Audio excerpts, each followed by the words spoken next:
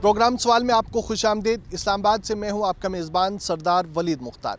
नाज़रीन, power sector के मसाइल हैं जो कि हल होने का नाम ही नहीं ले रहे और डिस्कोस की नाकस कारकर्दगी, कम रिकवरी, ट्रांसमिशन डिस्ट्रीब्यूशन के लॉसेस, इन तमाम जो बोझ हैं ये एंड यूज़र एंड कस्टमर जो है वो उठाने पर मजबूर है। हुकूमत के तवीलुल मुद्दत मुआहदे जो कि IPPs से हैं, उनकी कैपेसिटी पेमेंट्स का बोझ भी एक आम आदमी उठाता है।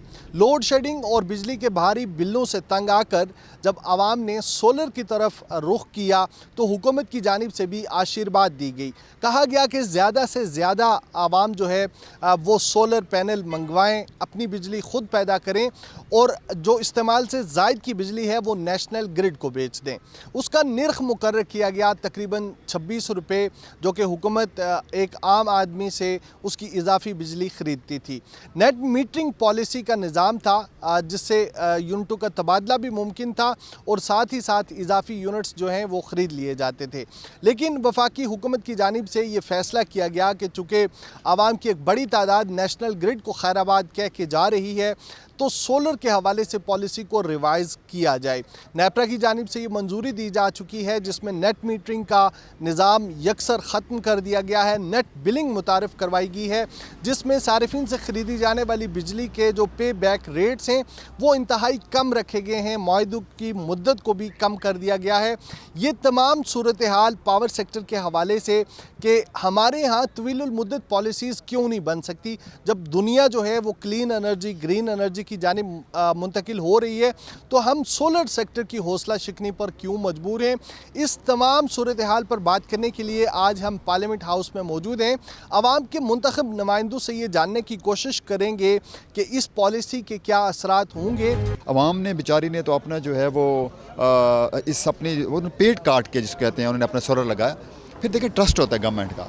आज आप एक बंदे को कहें जी आप हमारे साथ इन्वेस्ट करें, इन्वेस्ट तो गवर्नमेंट के साथ था, अब आप हमारे साथ 10 लाख रुपए लगा रहे हैं, अब ये आपको यूनिट की प्राइस मिलेगी और आप 2 साल या 3 साल बाद उसका एग्रीमेंट कैंसिल करके तो फ्यूचर में कौन ट्रस्ट करेगा। जो मैं जाती तौर पर समझता हूँ अगर पार्लियामेंट में इस पर डिस्कशन होनी चाहिए और मेरा जो ज़ाती ख्याल है इसके ऊपर हो सकता है कोर्ट वगैरह भी कोई एक्शन वगैरह ले। उसकी वजह यह है कि ये शायद इस तरह हो नहीं सकता कि आपने आवाम से एक चीज़ साइन की और उसके बाद आज कुछ दिनों के बाद आप लास्टली ये फरमाइएगा कि एक बिल देना एक आम आदमी के लिए पाकिस्तान में अब मसला बनता जा रहा है, उसके ऊपर हुकूमत अब फिक्स चार्जेस भी लगाने जा रही है। आखिर ये पावर सेक्टर की जो इस्लाहात हैं ये समर आवर क्यों नहीं साबित हो रही? बड़े बड़े दावे तो किए जाते हैं। देखिए इसके ऊपर डिस्कशन होनी चाहिए, डिस्कशन नहीं होगी तो मैं आपको बिल्कुल बता रहा हूँ कि पब्लिक इसके ऊपर एक्ट करेगी। आप नहीं समझते हैं कि ये पार्लियामान जो है ऐसी पॉलिसीज़ जिनका बराह रास्त ताल्लुक आवाम के साथ हो उनके ऊपर हाउसेज में डिबेट होनी चाहिए, मामला कमेटियों में जाना चाहिए ताकि उसके ऊपर इम्पेक्ट जो इनपुट है आवाम का वो हकीकी नुमाइंदों के थ्रू आ सके।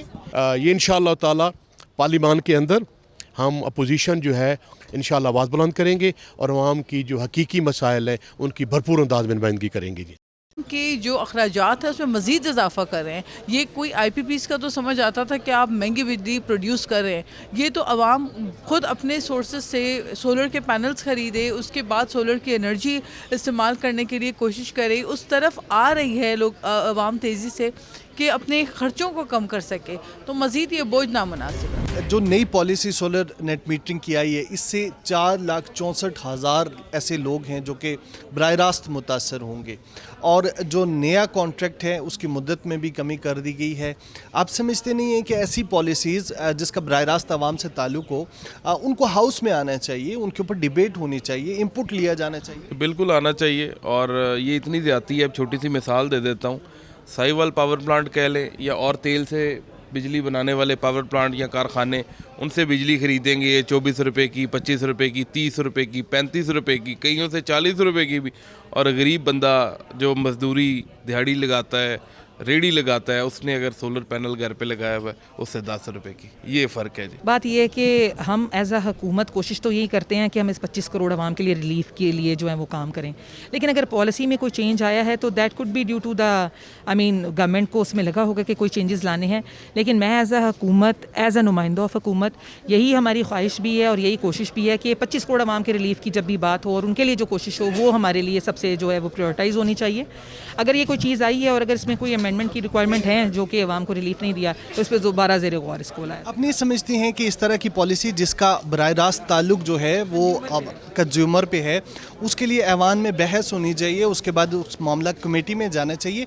ये लॉन्ग लास्टिंग पॉलिसी जब तक हम नहीं बनाएंगे तो पाकिस्तान कैसे तरक्की? आप बिल्कुल ठीक बात कर रहे हैं, लेकिन मुझे इस चीज़ पे जो है वो मैं कॉन्फिडेंट होती हूँ कि अगर मियां मोहम्मद शहबाज शरीफ साहब के नॉलेज में, वज़ीर आज़म साहब के नॉलेज में इस तरह की कोई चीज़ आती है कि जो ज़ेर गौर आनी चाहिए, दोबारा अमेंडमेंट होनी चाहिए जो कि पाकिस्तान अवाम के फेवर में ना हो या रिलीफ पे ना हो, तो उसको वो दोबारा ज़रूर उसको कंसिडर करते हैं।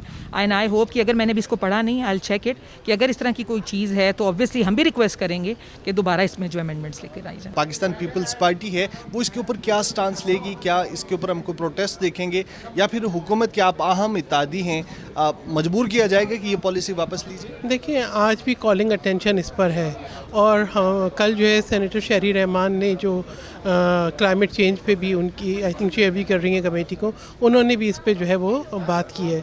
बात ये हम तो अपनी जो है ना बिल्कुल एक वाज़े आवाज़ में हुकूमत को बता रहे हैं, तनबीह कर रहे हैं कि आपकी ये डिज़ास्टर्स पॉलिसीज़ हैं जिनका बहुत नुकसान होगा। तो ये जो है ना पीपल्स पार्टी हमेशा आवाम की जो वेलफेयर है, आवाम के मफाद को देखती है। अगर बिजली कह लें, फ्यूल कह दें, उसकी प्राइस में इजाफा होता है, एक आम आदमी के लिए सर्वाइवल जो है बहुत मुश्किल है।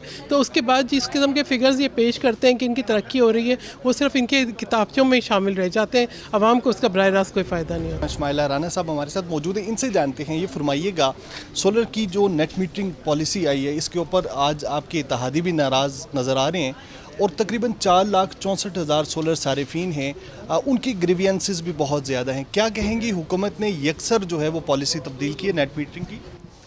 देखिए, सबसे पहले तो बात यह है कि पब्लिक एट लार्ज को जो है वो हुकूमत एड्रेस कर रही है। चंद अशराफिया और कुछ लोग जो हैं वो सोलर पैनल के जो समरात हैं उससे मुस्तफ़ीद होते हैं और उसका जो बोझ है वो आम सारिफ पे पड़ता है। वो आप भी हो सकते हैं, मैं भी हो सकती हूँ, वो कोई मज़दूर दहकान भी हो सकता है। तो अब अगर इसको जो उस नेटवर्क के अंदर लेकर आए हैं और उनको अब ये कहा गया है कि आपका जो बोझ है वो आम सारिफ जो है वो बर्दाश्त नहीं कर सकता। अगर एक जो आम घरेलू जो सारिफ है वो 40 से 50 रुपये फ़ी यूनिट उसके ऊपर एक्स्ट्रा डाल दें और अशराफिया को बचा लें और गरीब जो है वो पिसता रहे। गरीब जो है वो इनकी जो सोलर पैनल वाले हैं ये अपने घरों को वो सर्दी और गर्मी से बचाने के लिए अपने इक़दाम करते हैं, लेकिन क्या उस गरीब का क्या कसूर है जिसके पास ये सारी सहूलियात नहीं है? तो हुकूमत ने गरीबों का सोचा है, किसी का हक जो है वो मारा नहीं है बल्कि आवाम को रिलीफ देने की कोशिश की गई। सर, ये फरमाइएगा कि सोलर के हवाले से दुनिया जो है वो ग्रीन एनर्जी की तरफ मुंतकिल हो रही है। हमारे यहाँ पहले इसको इंसेंटिवाइज करने की कोशिश की गई, लोगों को कहा गया कि आप सोलर लगवाएं और फिर नेट मीटरिंग जैसी पॉलिसी जो है उसको यकसर तब्दील करके रख दिया गया। आपका इंटेक क्या होगा इसके लिए? भाई, आपके मुल्क में IPPs भी तो हैं ना, उसके साथ उन IPPs के साथ मैं और आप शरीक भी तो हैं ना, हमारे मफादात भी तो IPPs के साथ यकजा है ना। तो जब उनके मफादात पे कोई ज़क आएगी तो यहाँ बैठे जो है ना कुछ लोग उनको सपोर्ट भी तो देंगे। तो ये सब कुछ जो है ना उनकी मफादात पे ज़क आ रही थी, हमने उनके साथ हस्ब वादा उनके मफादात को प्रोटेक्ट किया है। कामरान साहब, ये फरमाइएगा कि जो IPPs से मुआहदों की आपने बात की, 2052 तक के मुआहदे मौजूद हैं, ये बग़ैर देखे सुने समझे ये मुआहदे कौन करता रहा जिसकी आज कष्ट जो है आप में और एक आम आदमी उठा रहा है? ये देख के किए गए हैं, कॉन्शियसली किए गए हैं, मेरे और आपके मफाद के लिए किए गए हैं। उसमें वो खाली जो है ना नफ़ा उनका IPPs का नहीं है, मेरे जैसे बहुत से लोग उसमें शरीक होंगे। पाकिस्तान पीपल्स पार्टी की जो पॉलिसी है इस हवाले से वो ऐवान में आ जाएगी और उसके बाद हुकूमत का एक जवाब भी आएगा ऐवान में, और हम उसके मुंतज़िर हैं कि किस तरह वो डिफेंड करते हैं इस नेट बिलिंग को, जो कि पहले हमें बताया गया था कि जो ये नेट मीटरिंग होती है उसको गवर्नमेंट सपोर्ट कर रही है और हम ज़्यादा सोलराइजेशन की तरफ जा रहे हैं। लेकिन अगर अब उसको बैक ट्रैक किया है और एक यू टर्न लिया है हुकूमत में, तो उसकी वजह जो है वो ना सिर्फ रिटन बल्कि तफसीली तौर पे ना सिर्फ वज़ारत को, मिनिस्टर साहब को, बल्कि गवर्नमेंट को बताने की ज़रूरत है कि ये क्यों वो किया जा रहा है। क्या इसमें कैपेसिटी पेमेंट्स का मामला है, या इससे एंड यूज़र को अगर यूनिट प्राइस में कमी आ रही है तो उसमें फ़ायदा हम क्या पहुंचा रहे हैं। मेरा जहाँ तक ख्याल है, हम इसके ऊपर एक सेमिनार भी कर रहे हैं कि वो लोग जिन्होंने कॉन्ट्रैक्ट्स पहले साइन किए हुए थे उनको रिटेन करने देना चाहिए, जिनके पहले मीटर्स लगे हुए हैं। और अगर रादर देन प्राइस इसको यूनिट्स के साथ तब्दील कर दिया जाए, तो जिस तरह अभी अप्रॉक्सीमेटली 4 यूनिट के बदले में 1 यूनिट बन रहा है, तो अगर इसको 3 या 2 यूनिट के बदले में 1 यूनिट कर दें रादर देन प्राइस, और टैक्सेस इम्पोज ना करें, तो मुझे लगता है कि लोग इससे सेटिस्फाइड होंगे। जो अभी पॉलिसी है ये सख्त पॉलिसी है, लेकिन इन पॉलिसीज़ की वजह से मुल्क आज मुस्तकम हुआ है, मुल्क आज बेहतरी की तरफ जा रहा है, ठीक हो रहा है। तो छोटी मोटी चीज़ें हैं जिनको एड्रेस करने की ज़रूरत है, क्योंकि आपका एक बहुत बड़ा जो प्रॉब्लम गवर्नमेंट के लिए आ रहा था कि जो आपके गुड पेयर्स थे वो सारे ऑफ ग्रिड चले गए थे, सब सोलराइजेशन की। अच्छा, ये फरमाइएगा बैरिस्टर साहब की कहा यह जा रहा है कि अब चूँकि गुड पेयर्स को वापस ग्रिड पे लेके आना है, लोग इसका अल्टरनेटिव जो है वो ज़ाहिर है अब बैटरी ख़रीदने पे मजबूर हो जाएंगे, जब 2 यूनिट के बदले में उनको 8 यूनिट जो है वो बिजली पैदा करके नेशनल ग्रिड को देनी पड़ेगी। तो इसका हुकूमत क्या करेगी? और साथ ही जो फिक्स चार्जेस आवाम पे लगा दिए गए हैं डोमेस्टिक सार्फिन के ऊपर, इस हवाले से क्या कहेंगे? देखिए, मैं आपकी बात से अग्री करता हूँ कि अब लोग बैटरीज़ के पीछे भागने शुरू हो जाएंगे, क्योंकि एक आम बंदे का सबसे बड़ा जो इशू है वो बिजली का बिल होता है। तो लोग अपना पेट काट कर, लोगों ने पहले सोलर्स लगाए, तो अब लोग बैटरीज़ की तरफ चले जाएंगे। आई थिंक कि अगर ये हदफ या गोल अचीव करने का बेहतर तरीका ये था कि इसको slowly and gradually taper down करते, लेकिन yet again as I said कि these policies were mandatory, were need of the hour, तो इससे बेहतरी आएगी। और जो गुड जो बेसिकली जिनकी इन्वेस्टमेंट्स हैं वो भी अभी भी जो पे बैक पीरियड है वो 1.5 साल से ले बढ़कर 2.5 साल हो गया, 3 साल हो गया, तो still not a bad option. Solar सारिफिन के लिए नई पॉलिसी के हवाले से अरकान पार्लियामेंट की राय आपने सुनी। ज़रूरत इस अमर की है कि ऐसी तमाम पॉलिसीज़ जिनका बराह रास्त ताल्लुक़ आवाम के साथ है वो इस हाउस में आनी चाहिए, उनके ऊपर डिबेट होनी चाहिए, उनके तमाम तर जो कॉन्सिक्वेंसेस हैं उसको मद्देनज़र रखते हुए ऐसी पॉलिसी लाई जाए जो कि जामे भी हो, तवीलुल मुद्दत भी हो, ताकि जो हुकूमत के ऊपर ट्रस्ट फैक्टर है इसको बिल्ड करने में मदद मिल सके। प्रोग्राम में एक शार्ट कमर्शियल ब्रेक का वक्त हुआ है। जब हम वापस आएंगे तो लाहौर से हैदर खल हमें अवामी मसाइल के हवाले से आगाह करेंगे। वेलकम बैक, आप देख रहे हैं प्रोग्राम सवाल और मैं हूँ आपका मेज़बान हैदर खल। नाज़रीन, लाहौर में तरक्याती काम जारी हैं, मुख्तलिफ जो अदारे हैं वो ये काम कर रहे हैं, लेकिन शहरियों की ये शिकायत है, ये जो काम है काफ़ी सुस्त रवि का शिकार है। डेडलाइन से जो डेडलाइन दी गई थी उस पर जो काम है वो मुकम्मल नहीं किया जा रहा, जिसकी वजह से शहरियों को काफ़ी मसाइल हैं। क्या मसाइल हैं उनकी ज़बानी सुनते हैं। अच्छा, मुझे ये बताएं कि काफ़ी अरसे से एक तरक्याती काम लाहौर में जारी हैं, क्या मसाइल हैं? यहाँ पे इस धूल मिट्टी की वजह से काफ़ी बीमारियाँ भी फैल रही हैं। उसके बाद काफ़ी आपका सांस लेने में आपको इशू आता है, और भी काफ़ी बीमारियाँ, आपका स्टमक प्रॉब्लम, इस तरह काफ़ी चीज़ें। हुकूमत को चाहिए कि इस पर जल्द से जल्द काम किया जाए और इसको अपने कंप्लीट किया जाए। तो कितनी देर होगी? आप इधर के रहने वाले? नहीं, मैं ग्रीन टाउन का हूँ यहाँ पे, लेकिन काफ़ी देर हम देख रहे हैं, काफ़ी अर्सा हो गया ये होते हुए काम। यहाँ पे ट्रैफिक के भी काफ़ी मसले मसाइल चलते हैं, और भी काफ़ी एक्सीडेंट्स वगैरह भी होते हैं इस चीज़ों की वजह से।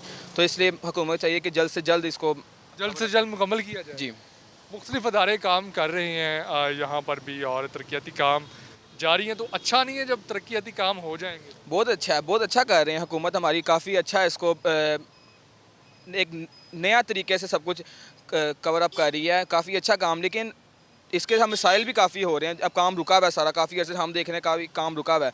कुछ चाहिए कि जल्द से जल्द कंप्लीट करें कि लोगों के लिए आसानी हो। काम को तो कम से कम 3 माह हो चुके हैं। अच्छा। और इसमें काफ़ी दफ़ा तोड़ फोड़ भी हुई है, काम स्लो है, बहुत ज़्यादा स्लो है। हाँ जी, पीछे से सिर्फ एक पैच उन्होंने मुकम्मल किया है, तो यहाँ से तो आए दिन तोड़ते रहते हैं, दोबारा फिलिंग करते हैं, दोबारा इसको तोड़ देते हैं। अच्छा, कोई 1 मंथ में इन्होंने तकरीबन 3 दफ़ा इसकी दोबारा डिगिंग की है। 3 दफ़ा? हाँ जी, 3 दफ़ा इसकी डिगिंग की है। पता नहीं क्या मसला है, इनका पानी के पाइप लीक हो जाते हैं, कभी कुछ लीक हो जाता है यहाँ पे। तो क्या मसाइल क्या हैं? मेन तो इनका सीवरेज का था, वो जो रेवेन्यू के सामने गड्ढे पड़ते थे जहाँ पे गाड़ियाँ गिरती थी, मेन तो वो था। उसकी वजह से इन्होंने मेन यहाँ पे मेन सीवरेज लाइन जो डाली है, पर अभी तक ये कंप्लीट ही नहीं हुई। कितनी तकलीफ़ है यहाँ पे, ये वाला रोड बंद है, यहाँ पे ट्रैफिक जैम हो जाती है, घरों को, ये दुकान वालों को, सारों को मसले मसाइल हैं। मसले हो रहे हैं? हाँ जी, धूल मट्टी उड़ने से भी मसाइल पैदा हो रहे कारोबार हर चीज़ तबाह हुई पड़ी हुई है, कारोबार बंद पड़े हुए ट्रैफिक की वजह से। हैं? अच्छा, यहाँ पे शाम को जब वर्किंग और ये ऑफिस का टाइम ख़त्म होता है तो यहाँ पे ट्रैफिक जैम होती है बहुत ज़्यादा, उस वजह से कारोबार भी ठप है। कारोबार भी ठप है। कितना नुकसान हो रहा है? नुकसान तो काफ़ी नुकसान है, बेशुमार नुकसान हो रहा है। बाकी ये कि इनको तेज़ करना चाहिए काम। तेज़ करना चाहिए, कंप्लीट करना चाहिए। 3 माह थोड़े तो नहीं होते। अभी भी ये 3 दफ़ा तो बंद कर चुके हैं, मतलब फिलिंग हो चुकी थी इनकी। दोबारा इनका कोई ना कोई प्रॉब्लम आ जाता, तरीके से काम ही नहीं करते, दोबारा तोड़ना पड़ जाता। अभी तक तो ये रोड बन जाना चाहिए था। अस्सलाम वालेकुम। वालेकुम सलाम। अच्छा, ये जो डेवलपमेंट हो रही है, सड़कें बन रही है, क्या मसाइल है? डेवलपमेंट तो एक ठीक चीज़ है, होनी चाहिए, शहरी ज़िंदगी में ज़रूरत है। लेकिन जो है कि ये जो कंपनी बना रही है, इनका और बाकी जो है डिपार्टमेंट, उनका कोऑर्डिनेशन होना चाहिए। कोऑर्डिनेशन नहीं है? हाँ जी, एक महकमा एक काम करता है, सड़क बना रहा है तो दूसरा आके उखाड़ के रख देता है। अच्छा, हाँ जी, इसी तरह पानी का मसला है, कई माह हो गए पानी नहीं आ रहा, बिल आ रहे हैं, पानी नहीं आ रहा। सुई गैस का पीछे मसला अटका रहा, बिल आते रहे, सुई गैस नहीं आ रही थी।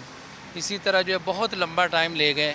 हार्ट ऑफ पाकिस्तान लाहौर है, हार्ट ऑफ लाहौर जो है ये रोड है, और इसका ये हाल है। तो बाकी मामलात और बाकी आबादी। अच्छा, ये कंप्लीट हो चुका था एक मरतबा, फिर इसको उखाड़ा गया? नहीं, ये तो बहुत अच्छा रोड था, लेकिन ये कि अब जो है ये नया जो है ट्रंक सीवरेज हुई है, इस हवाले से ये टाइम लंबा ले गए। और आवाम बड़े जलील दुखी परेशान है। हम मस्जिद में होते हैं, आके हमसे दुआएं कराते हैं, हम दुआएं भी कर रहे हैं, अल्लाह खैर आफियत के साथ काम को पाया, तकमील तक पहुँचा। कंपनी वर्कर्स को जज़ाए खैर दे, हुकूमत को जज़ाए खैर दे, तरक्कियाँ हो, बरकतें हो, सब कुछ है। लेकिन प्रैक्टिकल में कुछ जब नज़र नहीं आएगा तो दुआ लेट हो रहा है। हाँ जी, ये चीज़ है। लेट होने की वजह से कारोबार मुतासर हो रहा है। काइंडली इसका जो है ये टेंशन है, गवर्नमेंट देखे इस मामले को। अब हम बहुत परेशान हो। रमज़ान मुबारक की आमद खैर से इंशाल्लाह। और नमाजी मस्जिद में आ नहीं रहे, गंदा पानी खड़ा हो जाता बाहर, कपड़े नापाक हो जाते, बहुत से मसाइल हैं, सबको पता है। लेकिन हम करने वाले बने, अल्लाह ताला हम सबको तौफीक दे। नुकसान हो रहा है कारोबार में? जी, किस चीज़ की शॉप है? रियल स्टेट की है जी। Real estate? जी। कोई बंदा नहीं आ रहा? नहीं, बंदा कोई नहीं आता, क्योंकि एक तो एक ब्रेक लगती है गाड़ी के पीछे, लाइनें लग जाती हैं, तो जिस वजह से 1 साल हो गया कोई काम नहीं है। हम बिज़नेस कर ही नहीं रहे ना, सिर्फ सुबह आते हैं और शाम को वैसे ही चले जाते हैं। तो आपकी इंतज़ामिया से बात नहीं हुई इदारों से जो बना रहे हैं? कोई ऐसा नहीं है, काम इतना स्लो है कि तकरीबन 1 साल हो चला है कि स्लो काम करने लगे हुए हैं। तो क्या मुतालबा करना चाहिए? मैं ये करना चाहता हूँ कि इसको स्पीड से जो है काम को ख़त्म किया जाए, और ताकि जो है हमारा बिज़नेस भी साथ चले, जो लोग इस रोड पे डिस्टर्ब हैं उनके मामला जो है वो सोल्व हो सके। कौन सा रोड है? ये ख़ियाबान फरदौसी रोड खिलाता है। अच्छा जी। तो कारोबार अब बंद है, मसाइल हैं, धूल मट्टी से भी मसाइल पैदा होने को, बीमारियाँ। ऐसे है कि हर 1 हफ्ते बाद या 15 दिन बाद ज़ुकाम वगैरह, गला ख़राब। जो मेरे साथ स्टाफ है मेरा, वो आए दिन बीमार रहता है, वो 2-2 3-3 दिन आता ही नहीं ऑफिस में कि जी गला बीमार हो गया हूँ, यहाँ पे मिट्टी है, डस्ट है, इस वजह से हमें केयर करनी पड़ती है काफ़ी ज़्यादा। जी। मुझे ये बताएं कि ये काम चल रहा है काफ़ी देर से, तो क्या मसाइल है? सर मसाइल तो बहुत हैं, जो इस काम की वजह से 6-7 मंथ हो गए हैं, काम नहीं हो रहा इतनी जल्दी जितना होना चाहिए। हमारा कस्टमर भी नहीं इधर रुक रहा, काफ़ी मसले मसाइल हो रहे हैं। जो पार्किंग है, पहले ही सर्विस रोड पे रश ही इतना है क्योंकि गाड़ी वाला रुकता ही नहीं है, और कस्टमर का इशू है, वो ऐसी जगह तलाश करते हैं जहाँ पे उनको इजी जगह मिले। और पार्किंग का बहुत ज़्यादा पार्किंग का बहुत इशू है उन्हें, और पार्किंग नहीं मिलती तो फिर वो आगे चले जाते हैं ये रोड के मसले की वजह से। तो हुकूमत को चाहिए या CM पंजाब को चाहिए कि जल्दी से जल्दी इसको मुकम्मल कराएं और जो हमारा कुछ काम बेहतर हो। कारोबार ठप है? कारोबार ठप है इसकी वजह से, और बहुत हमें इसमें तकरीबन लॉस वाली बात है, लॉस ही चल रहा है इसमें। बिल्कुल क्लाइंट नहीं है अभी हमारे पास, और काम बहुत स्लो है, क्लाइंट आ ही नहीं रहा बिल्कुल जब से ये काम स्टार्ट हुआ है। और रोड बंद होने की वजह से हमें बहुत मुश्किलात है इस रोड में। वासा लाहौर की भी स्कीमें चल रही हैं तरक्याती कामों के हवाले से और काफ़ी देर से चल रही हैं। वाइस चेयरमैन वासा चौधरी शहबाज ने मैं ज्वाइन किया, बहुत शुक्रिया आपके वक्त का। अच्छा, ये जो गलियाँ पक्की की जा रही हैं और डेवलपमेंट का काम किया जा रहा है, काफ़ी अरसे से चल रहा है, जो डेडलाइन दी गई थी उससे टाइम जो है ऊपर हो गया, तो उस पर आप क्या कहना चाहेंगे? देखिए, इसमें 3 चीज़ों पे काम हो रहा है। एक तो वासा वासा काम कर रही है, एक MCL काम कर रही है, एक LDA काम कर रही है।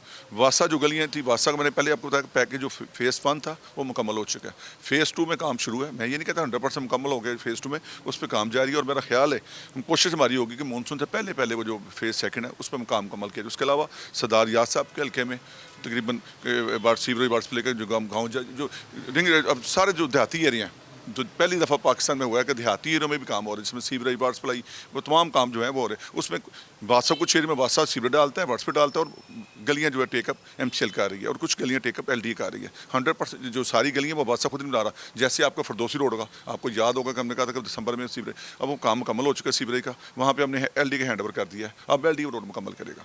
अच्छा, CM पंजाब ने भी वाज़िया डायरेक्शन दी है कि काम जो है जल्द मुकम्मल किया जाए, तो अभी ओवरऑल वासा के लाहौर में कितने काम चल रहे हैं? देखिए, लाहौर में मैंने आपको बताया कि वासा के पैकेज 2 पैकेज थे। फर्स्ट पैकेज मुकम्मल हो चुके हैं, सेकंड पैकेज अभी भी MD वासा मीटिंग ले रहे हैं, जिसमें तमाम डायरेक्टर हज़रात बैठे हुए इस वक्त बैठे हुए कमेटी रूम में मीटिंग ले रहे हैं और 70% उस पर काम मुकम्मल हो चुका है। और मैंने कहा, जैसे आपको कहा कि मानसून से पहले हमारी कोशिश होगी कि 100% काम मुकम्मल हो। आवाम को काफ़ी परेशानियाँ हैं, चूँकि जो तरक्याती काम है वो जारी हैं, उसकी वजह से धूल मट्टी और जो इस तरह का माहौल है ये बन रहा है। आवाम को सहूलत देने के लिए वासा कुछ कर रहे हैं? बिल्कुल, देखें आपने जिस जो लास्ट वाटर टैंक बने हैं उसका बेनिफिट पब्लिक हुआ है। करतबा चौक देखें, आप टिक्का चौक देखें, जहाँ पे 2-2 घंटे 4-4 6 घंटे पानी खड़ा था, वारस रोड पे वाटर टैंक बन चुका है। उसके जो लिंक सारे एरिया में कवर हो जाते हैं। जैसे अभी मैंने आपको कहा कि लक्ष्मी चौक अगर वाटर टैंक बन गया तो पानी ज़ीरो हो जाएगा, पानी वहाँ पर खड़े नहीं होगा।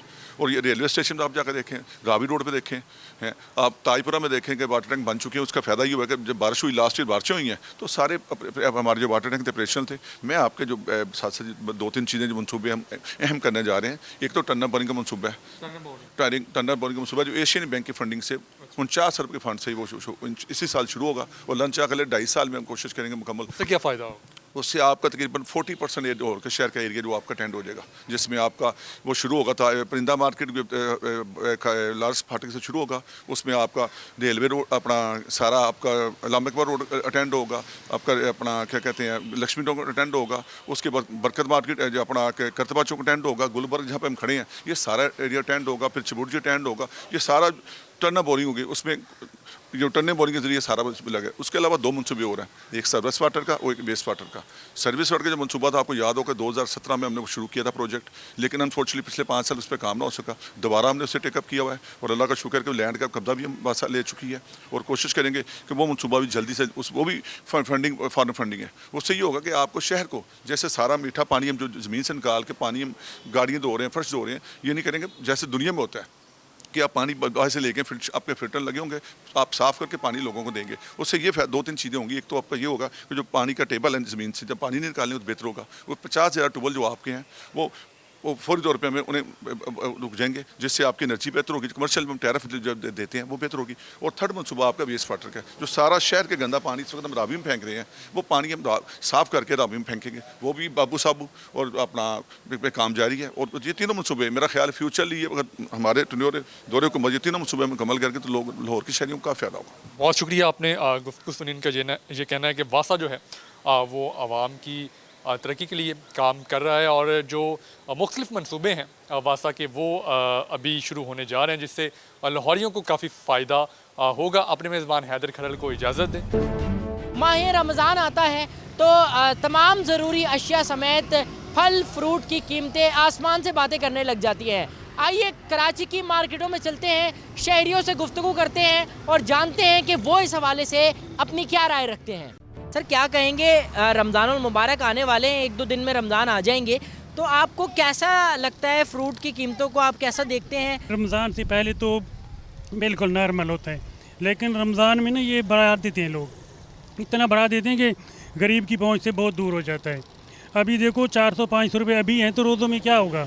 और ये कहते हैं पीछे से माल महंगा आ रहा है पीछे से, लेकिन पीछे मंडियों में जाओ बहुत सस्ता ही माल मिलता है। लेकिन यहाँ ये मुसलमान है ना जो ये बहुत ही मुनाफाखोरी करती हैं। अच्छा, क्या कहेंगे दुनिया भर में अगर कोई मजहबी त्यौहार आता है तो खुसूसी रियायत दी जाती है, तमाम अशिया पर 50% 70% ऑफ दिया जाता है, लेकिन ये पाकिस्तान में क्या सूरत हाल होती है कि सबसे अहम महीना आ रहा है, इबादतों का महीना आ रहा है, हम नेकी कमाने के बजाय इसे कहीं कमाई का महीना तो नहीं समझ लेते? बिल्कुल बिल्कुल ऐसे ही है। बाहर जब भी कोई त्यौहार आता है ना तो इतनी चीज़ें सस्ती हो जाती हैं, बल्कि रोज़ों में भी बाहर जाके देखो ना, हर चीज़ आपको नॉर्मल मिलेगी, बल्कि नॉर्मल रेट से भी कम मिलेगी।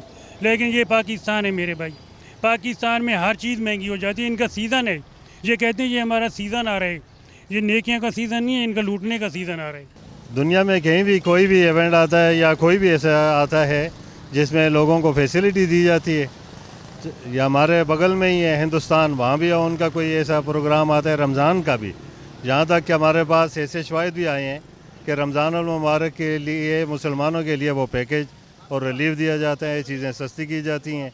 मार्केट में जो भी बाज़ार लगे जाते हैं उनको तंबीह की जाती है गवर्नमेंट की तरफ से कि ये मुसलमानों के रोज़े होते हैं, रोज़े रखते हैं, और इनको जो चीज़ है वो तकरीबन 10% तो डिस्काउंट मुझे कंफर्म रिपोर्ट मिली है। लेकिन पाकिस्तान में 100% महंगाई हो जाती है रमज़ान के 1-2 दिन पहले से ही।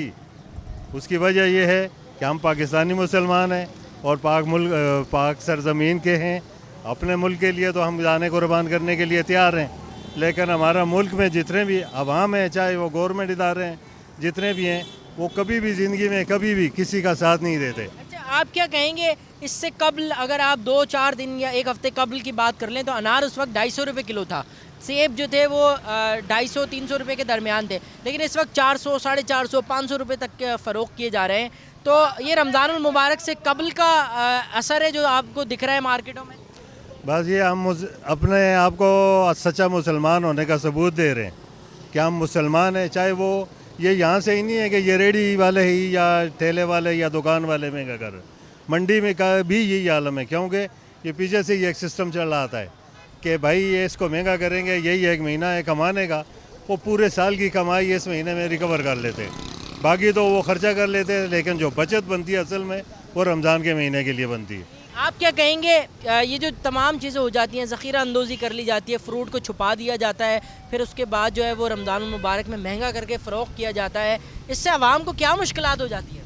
इससे आवाम को बड़ी मुश्किलात का सामना करना पड़ता है, और कुछ लोग तो इतना ज़ख़ीरा अंदाज़ कर लेते हैं कि सोच से बाहर होता है। एक मिडिल क्लास फैमिली जब भी कोई चीज़ लेने जाती है रमज़ान से पहले, वो बिल्कुल ही नॉर्मल रेट्स पे होती है। तो अब जिसके घर में 2, 3, 4 बच्चे हैं तो वो फ्रूट्स लेंगे, फ्रूट्स इतने महंगे हो जाएंगे रमज़ान में तो वो कैसे बाय करेंगे? तो इतना डिस्काउंट तो रखना चाहिए कि एक मुबारक महीना है, आप उसके रेट्स वो ही रखें जो रमज़ान से पहले थे, इतने ऊपर ना लेके जाएं कि हर बंदा अफोर्ड तो कर सके ना।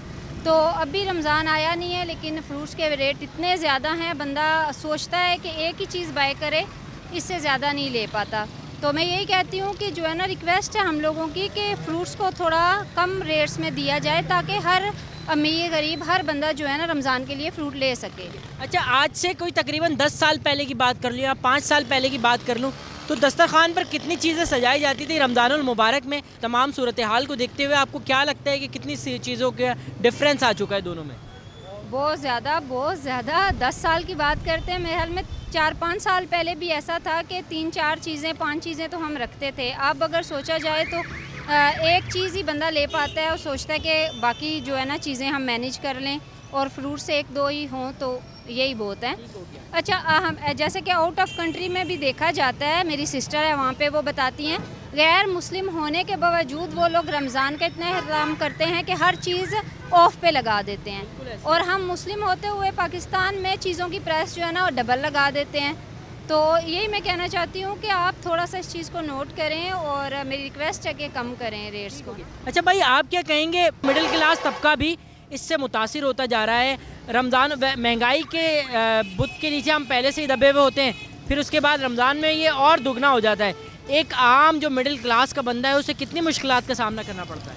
जी, सफ़ेद पोश बहुत मुश्किल से गुजारा कर रहे हैं, बहुत ज़्यादा, क्योंकि उनके लिए ये इस टाइम ये हालात में गुजारा करना बहुत मुश्किल हुआ। हुकूमत को कुछ कहेंगे कि चेक एंड बैलेंस होना चाहिए, हर चीज़ की एक सूरत हाल होनी चाहिए, अफसरान तैनात हों एक जगह पर, सब कुछ है, लेकिन सब हम माशाल्लाह कराची में रहते हैं यहाँ कोई पूछने वाला नहीं। अच्छा, यकीन तौर पर ये सूरत हाल तो बिल्कुल सही कही है उन्होंने कि कराची में पूछने वाला कोई मौजूद नहीं है। मुख्तलिफ़ मार्केट्स में हम गए, मुख्तलिफ़ मार्केट्स में लोगों से हमने गुफ्तगू की, उनकी जानिब से ये कहना था कि ये तमाम चीज़ें बढ़ा तो दी जाती हैं लेकिन कमी किसी चीज़ पर नहीं आती, और जब रमज़ानुल मुबारक आता है तो उसमें अशिया ज़रूरिया हों, फ्रूट्स हों, सब्ज़ियाँ हों, उनकी कीमतें आसमान से बातें करने लग जाती हैं, जिसकी वजह से जो मिडिल क्लास तबका है वो भी अब गुर्बत की बोझ तले दबता जा रहा है।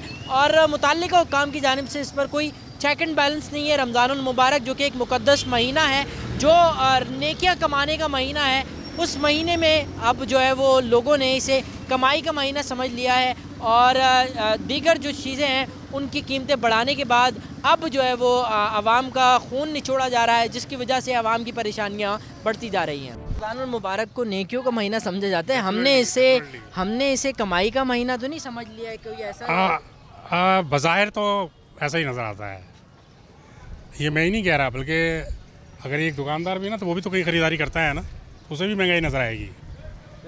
मैं आप सब, मैंने इसलिए कहा हम सब शामिल हैं इसमें कहीं ना कहीं, कम या ज़्यादा। तो मैं ये समझता हूँ ये इस पर सोचने का मकाम है। अच्छा, हुकूमत को कोई पैगाम देंगे इस हवाले से कि मार्केट्स को जो है वो क्या किया जाए, वहाँ पे लोग तैनात, चेक एंड बैलेंस के अफसरान तैनात भी होते हैं। मैंने अक्सर देखा है वो शो ऑफ के लिए करते भी हैं बहुत सारे मामला, लेकिन मैं नहीं समझता कि वो कवर कर पाते हैं उसे। और ये हर शख्स, ये अगर हमको महंगा बेच रहा है ना तो ये कहता है कि मुझे भी महंगा मिल रहा है और वही महंगाई का शिकार है। तो डेफिनेटली ये सिलसिला चलता है, तो फिर ये रुकने वाला नहीं है। गरीब आदमी के लिए इस वक्त तो हम मिडिल क्लास की तो बात ही नहीं कर रहे, मिडिल क्लास से नीचे वाले तबके वो तबका तो फिर अब इस वक्त महरूम हो चुका है तमाम फ्रूट से, तमाम सब्जियों से। बिल्कुल बिल्कुल ऐसा ही है बिल्कुल। और जराइम के बढ़ने में भी इसका काफ़ी हद तक हाथ है, मैं समझता हूँ। डेफिनेटली हर शख्स ने खाना है, सर्वाइव करना है, बच्चे, फैमिलीज उसको, तो वो फिर क्या करे, कहीं ना कहीं या तो फिर मांगने की तरह या फलाई इदारों की तरफ जाना या जराइम की तरफ जाना। तो मैं समझता हूँ ये कि बेसिकली वजह यही है। महंगाई को अगर कम कर दिया जाए तो जराइम ख़त्म हो जाएंगे, आप ये कह रहे हैं? ख़त्म तो खैर नहीं हो सकते, लेकिन मेरा ये ख्याल है कि एक कमी हो सकती है। सिस्टम अगर जैसे माशरे में जब आ जाता है ना बेहतर, तो उसके असरात तो नज़र आते हैं डेफिनेटली।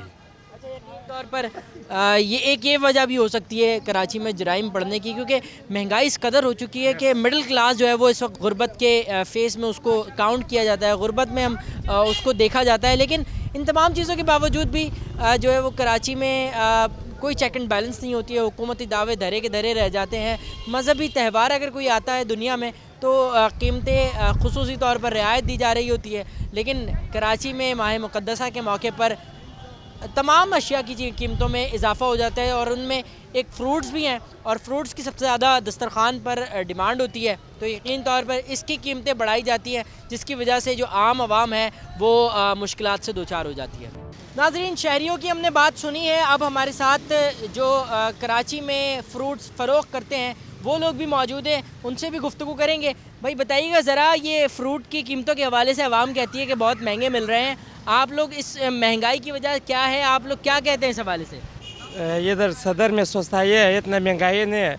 जब मंडी से आता है 20 रुपये मुनाफा हम लोग ले रहे हैं, ये कितना 150 रुपये में मिलेगा कि मंडी में हम लोग 180 में दे रहे हैं, ये 150 में मिलेगा हम लोग 180 160 में दे रहे हैं। तो आवाम तो ये कह रही है कि यहाँ पर पैसे बढ़ा दिए जाते हैं, मंडी में सस्ती हैं चीज़ें, आवाम को क्या कहते हैं? फिर लड़ाई होती है, फिर क्या होता है?